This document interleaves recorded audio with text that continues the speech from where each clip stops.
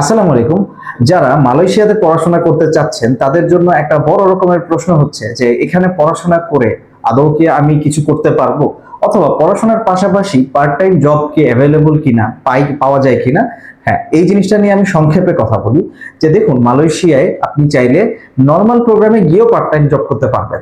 আবার সেখানে WBL programme বা ওয়ার্ক বেসড লার্নিং প্রোগ্রাম আছে, যেটার মাধ্যমে আপনি জব করতে পারছেন। সেখানে ভার্সিটি থেকেই আপনাকে জবের জন্য সব ধরনের কাগজপত্র সবকিছু দিয়ে দিবে।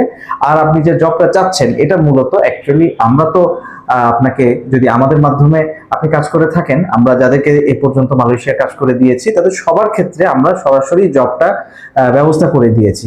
সাধারণত এটা জব আসলে বিভিন্ন মালয়েশিয়ান এজেন্ট আছে যারা এই জবগুলো দেয়, তাদের সাথে কথা বলে আমরা এই কাজটা করে দিব। এখানে হয়তো সামান্য কিছু খরচ হতে পারে। এরপরে আসি, যে আপনি যদি বুদ্ধিমান হয়ে থাকেন তাহলে ওখানে আসলে জব পাওয়াটা খুব একটা কঠিন কিছুই না। সাধারণত মালয়েশিয়ায় 1700 রিঙ্গিত থেকে প্রায় 3000 বা 3300 রিঙ্গিতের পর্যন্ত জব করা যায়।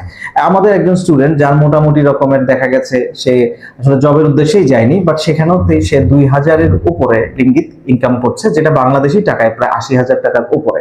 তাহলে মালয়েশিয়া কিন্তু জব অ্যাভেলেবল এবং মালয়েশিয়া কিন্তু জব করা যাচ্ছে, বাট হ্যাঁ, আপনার ফুল টাইম না, পার্ট টাইম করতে হচ্ছে।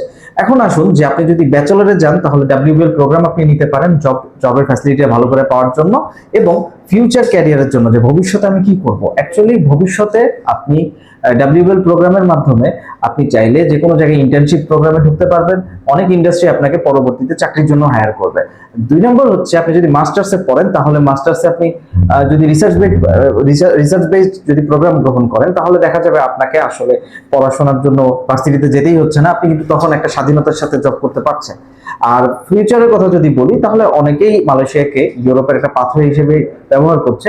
তাই আসলে মালয়েশিয়া, আপনার যদি নিজস্ব ফিউচার গড়ার ইচ্ছা থাকে তাহলে অবশ্যই WBL প্রোগ্রাম বা কোনো কিছুর মাধ্যমে ইন্টার্নশিপ করে তারপরে একটা ভালো জব নিতে হবে। আর যদি আপনি চিন্তা করেন আমি ইউরোপে যাব, তাহলে সেটা প্রসেসটা অনেকটাই সহজ, যেটা আমরা অ্যাপ্লাই করি।